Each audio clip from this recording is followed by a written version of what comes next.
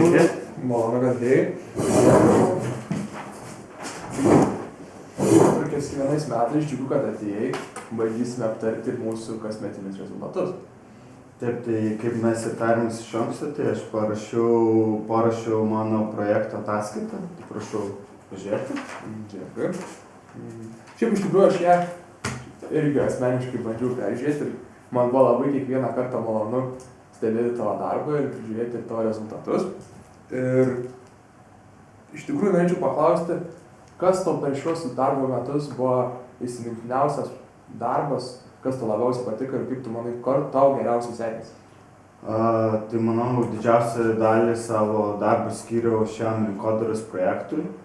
Tikrai nuoširdžiai dirbau tiek ir viršvalandžius ir visą savo darbo jėgą įdėjau į jį. Ir manau, pagal turimus rezultatus, manau, jis tikrai pavyko tinkamai ir jis buvo labai naudingas tiek man iš darbinės patirties, tiek, manau, ir visai įmoniai lyginant rezultatus. Taip, nes iš tikrųjų tavo atliktas darbas buvo tikrai labai sėkmingas ir pačiai įmoniai labai naudingas, ir mūsų visai organizacijai labai buvo naudingas. Ir aš tikrai labai norėčiau pagirti tave dėl šio projekto, nes kaip matome pagal rezultatus mūsų dėl tavo parengto rinkodaros projekto, mūsų pardavimai pakilo netgi 5%, palyginus su pernai metais. Tai yra, matome, kad akivaizdi nauda. Ir ar tu džiaugiesi savo darbu, tai ką tu padarai, tau patiko? Taip, žinoma, man malonu buvo prisidėti prie jo, kaip rengti jį ir svarbiausia, kad teigiamus rezultatus gavome iš viso šio projekto ir tikrai, kaip sakiau, labai daug sužinojau asmeniškai dalykų, kurių prieš tai nežinojau ir tai buvo labai gera man darbinė patirtis ir gyvenimiška patirtis, manau, ir tai iš dalies skatinama dirbti ir dėti visas jėgas į jį. Ar tu esi girdėjęs apie mūsų prezidentinės papildomas atostogas? Esu girdėjęs, kad yra kažkokie motyvaciniai dalykai, skatinamosios priemonės, tačiau konkrečiai idėją neturėjau kada apie tai domėtis ir... Taigi aš tau norėčiau papasakoti, kad mūsų organizacija yra toks vienetinis atvejis, kai vienam darbuotojui per metus mes skiriame papildomas 2 savaitės apmokamų atostogų prie tų atostogų, kurios jau yra reglamentuotos teisės aktais. Ir tas žmogus, mes jį atsirenkame, aš atrenku pagal visų darbuotojų darbo rezultatus. Ir šiais metais aš manau, kad būtent tu nusipelnei šitų atostogų ir tu jas galėsi pasirinkti per šituos metus, per bet kuriuos metus, tas 2 savaitės įsidėlioti taip, kaip tu nori, jos bus nepertraukiamos ir visiškai priklausys nuo tavo valios. Nes aš tikrai mačiau tavo viršvalandžius, tavo didelį darbo krūvį ir aišku labai sėkmingus darbo tavo rezultatus. Todėl manau, kad tu tikrai nusipelnei. Džiugu labai girdėti, tikrai nesitikėjau, kad taip yra ir kad yra tokios, kaip ir minėjau, kad žinau, kad yra tokios motyvacinės sistemos, bet kad būtent aš jas šiemet laimėsiu ir tai labai džiugu girdėti iš jūsų pusės ir tikiuosi ateityje gausiu daugiau panašių projektų, kurie padedami jūsų motyvacinių dalykų skatinamųjų padės juos tinkamai įvykdyti.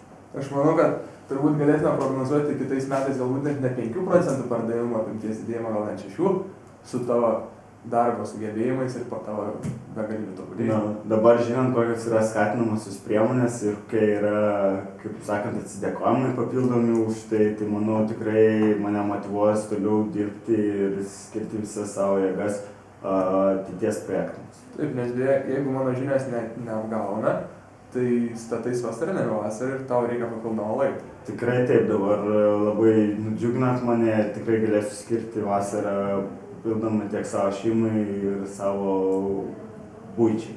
Labai malonu, kad tau tiko šis mano pasirinkimas ir tikrai tu esi vertinamas mūsų organizacijoje. Ir manau ir labai tikiuosi, kad ir kitais metais galėsite lygiai taip pat premijuoti ir apdovanoti. Dėkui labai jums labai. Dėkui labai. Visą gerą.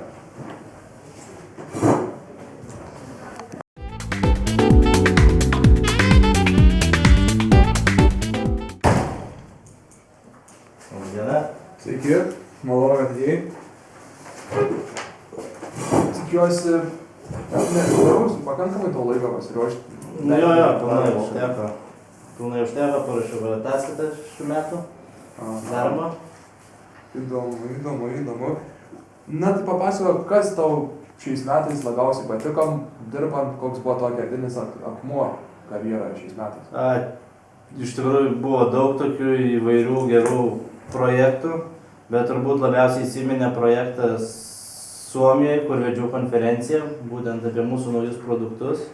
Susirinko begalė žmonių iš kitų Europos šalių, būsimų galbūt partnerių. Gal kažkas jau dabar tapo. Taip, nes skaičiai kalba patys už save iš tikrųjų, nes po tavo pravestos konferencijos Suomijoje iš tikrųjų mūsų bendri pardavimo rodikliai pakilo 1% punktų per pastarąsias 3 savaitės, tai yra iš tikrųjų puiku ir tai atsižvelgiant į pardavimų istoriją pastarųjų 4 metų, tai iš tikrųjų tikrai matosi tavo indėlis po šitos konferencijos. Taigi, o galbūt kas tuomet nepatiko šiais metais, kur manai, kad tu jautiesi silpniausias? Manau, silpnesnis jaučiuosi būtent vietinėje rinkoje, nes su lietuviais yra tiesiog sunkiau dirbti, jie nėra tokie inovatyvūs, ilgiau priiminėja sprendimus ar būtent pasirinkti mūsų paslaugas, mūsų įrangą. Taip, nes tai tikrai pastebėjau, nes ir kaip tik norėjau paklausti, kodėl atsiranda tavo darbe toks šiek tiek banguotumas, sakyčiau, nes pagal tavo veiklą Lietuvos rinkoje iš tikrųjų rezultatai yra arti vidutinių ir turim galvoje, kad tu esi labai perspektyvus ir gabus darbuotojas, atsižvelgiant į tai, kaip tu dirbi užsienyje. Tai manau, kad kažkokia šiek tiek nesusipratimai vyksta, kodėl tau Lietuvos rinkoje neįvyko. Gal galėtum pasakyti, kodėl būtent vyksta toks banguotumas? Aš bent jau taip manau, gal mūsų tiesiog pardavimų vadovas yra nepakankamai kompetentingas užsienio rinkai, kur aš gaunu tiesiog daugiau laisvės reikštis, visai kitoks bendravimas ten su žmonėm mano gaunasi, bet jis užtat tikrai kompetentingas Lietuvos rinkai, kur tiesiog aš jaučiuosi kiek suvaržytas. Ta prasme, turiu dirbti labiau pagal jį, o ne pagal save. O dirbdamas pagal save, aš manau, tiesiog galiu pritraukti daugiau klientų. O ar tu norėtum iš tikrųjų užimti vadovaujančias pareigas? Tikrai galvoju apie savo perspektyvą šio įmonėje, apie savo karjerą, bet galbūt norėčiau dirbti daugiau su užsienio rinka, nei su Lietuvos. Taip, vadinasi, tu mūsų pardavimų vadovui dabartinėme samam, nes nenorėtum būti konkurentas, nes tu manai, kad jisai pakankamai yra kompetentingas Lietuvos rinkoje. Tai galbūt reikėtų pagalvoti apie pardavimų restruktūrizavimą. Aš kažkada taip kitko galvojau, ar tiesiog būtų galima išskirti vietinę nuo užsienio rinkos, padaryti vos ne kaip 2 skyrius. Bet čia kol kas buvo tik mano pasvarstymai ir kad tokias pareigas užimti, aš galvoju, netgi reiktų stažuočių kažkokių pagilinti savo žinias, kad ir užsienyje.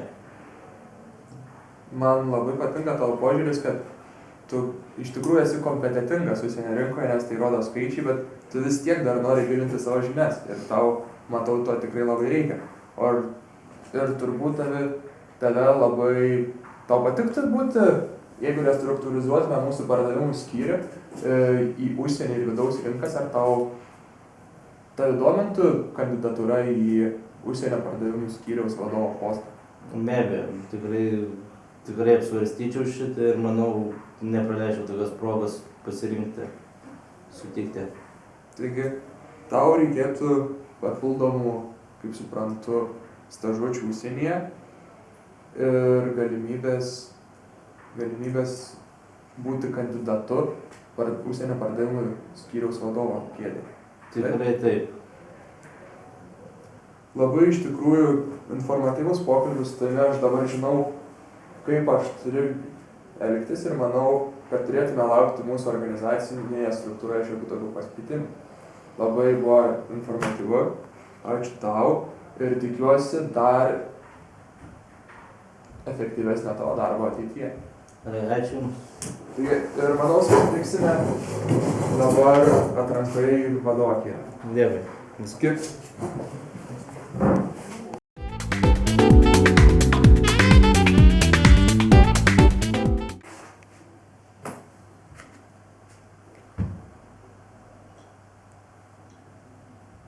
Simona, labas, žiūrėk, prašau, pakviesk man vadybininkus Karolį ir Luką, jo, nes aš norėčiau darbo pokalbį su jais.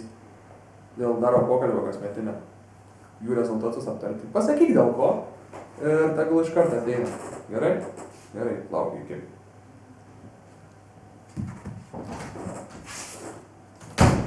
Labas rytas. Sveiki, gyvi. Labą rytą. Sveiki. Atsiprašau, kad taip netikėtai pakeičiau. Tačiau norėčiau iš karto aptarti apie jūsų darbo rezultatus, šiuo metinius, kasmetinius darbo rezultatus. O tai kokios problemos? Problemas yra, galbūt jūs pasakyti, kokios problemos. Kaip vertinat savo darbą? Nu, aš tai gerai savo vertinu, be problemų. Manau, dirbam kaip ir visi, Jo. kaip ir kitas kolektyvas. Na, kiek jūs esu stebėjęs, kiek nestebėjęs, irgi manau, jūs gan vidutiniškai dirbat. Bet man labai krito į akis tai, kad jūs labai neatidirbat savo darbo valandų. Gal galit pasakyti, kas per priežastis? O aš tai žinokit, direktoriau, kitaip negaliu, nes važiuodamas į darbą turiu dar vaiką nuvežti į darželį. Ir kaip Žmonai žinia, neišeina, o dar plius kamščiai, tai visada pavėluoju kažkiek. kaip žinia vėluojat beveik kiekvieną rytą po valandą laiko. Nu taip išeina, kitaip neišeina. O kur jūs einate, kas pusę valandos, bent 10 Aš minučių? trumpam dangstu biškį, einu parūkyti už kampą. Tai įsivaizduojat 8 valandas, po 10 minučių jau gaunas valanda 20. Nu taip, žinau. Panašus laikas abu tiek pat praleidžiate prastovų, kiek visi kiti atidirba normaliai. Galbūt jums reikėtų atimti pietų pertrauką. Ne, nereiktų. Tikrai ne. Aš nežinau, iš tikrųjų mane tai labai liūdina, kad jūs taip elgiatės. Ir ar darysit kokias nors išvadas dėl to? Nu, dėl rūkymo tai tikrai nedarysiu. Tai gal kažkaip tai galėčiau atidirbti tas valandas po darbo. Klausau. Sveikas. Taip, skambinu prieš tai iš tikrųjų. Norėjau pakalbėti apie ten pardavimus į Suomiją, kaip buvo. Taip. Jo, iš tikrųjų tas projektas man patinka ir manau, kad jisai turės pasisekimą. Iš tikrųjų, nes tas projektas iš tikrųjų yra vertas dėmesio labai. Ir manau, kad tai žinai, ką aš turiu šiek tiek reikalų, dabar susiskambinsim už kokią 15 minučių. Gerai, iki. Tai apie ką mes kalbėjomės, prašau? Nežinau, apie jį man atrodo. Paskutinis sakinys buvo, dėl to, kad vėluoju, tai sakau, gal galėčiau kažkaip tai po darbo atidirbti tas valandas. Nes kitaip direktorių man neišeina. O jūs nedarysit nieko? Ne, aš sakau, kad ne. Rūkyti neįmanoma mėsti. Neįmanoma. O tai galbūt bandysit kokius nors pleistrius ar dar Oi, kažką? ne, nenaudosi tokių. Per brangu man. Na, iš tikrųjų, tai norėjau jūs premijuoti abudu už tai, kad jūs nors dirbat mažiau valandų, tačiau pasiekėt lygiai tiek pat, kiek ir vidutiniškai kiekvienas mūsų pardavimų vadybininkas. Tačiau jūs visą tai prarūkysite greičiausiai, tai tik dar sumažins jūsų darbo efektyvumą. O jūs, kadangi sakėte, kad Lukai, ponas, sakėte, kad jūs labai norite atidirbti vėliau viršvalandžius, tai aš manau, kad jums pakelsime kasmetinę kalėdinę premiją 10%. Tai palaukit, o tai kaip jis gaus premiją, aš negausiu. Nors tiek pat vėluoja, viską praleidžia. O jums kažkas nepatinka? Nu, man nepatinka, kad aš premijos negausiu. Bet tai aš tai atidirbsiu tas valandas. Jums, Nu, pažiūrėsim, kaip atidirbsi. ponas Karoliui nepatinka, galite dėti prašymą dėl atleidimo. Ne, šitą variantą nesirinksiu. Nesirinkti. Labai gerai. Tuomet aš manau, kad mūsų pokalbis yra... kažkas parašė. Normaliai. Baigtas iš tikrųjų. Ir tikiuosi jūsų tokių pat efektyvių darbo rezultatų, kaip jie ir buvo. Nu, stengsimės. Gerai. Gal eit parkyt dabar? Aš Parūko? tai nerūkau. Nerūkai? Tai parkyt. Jūs mane stebinat po. Gerai. Čia.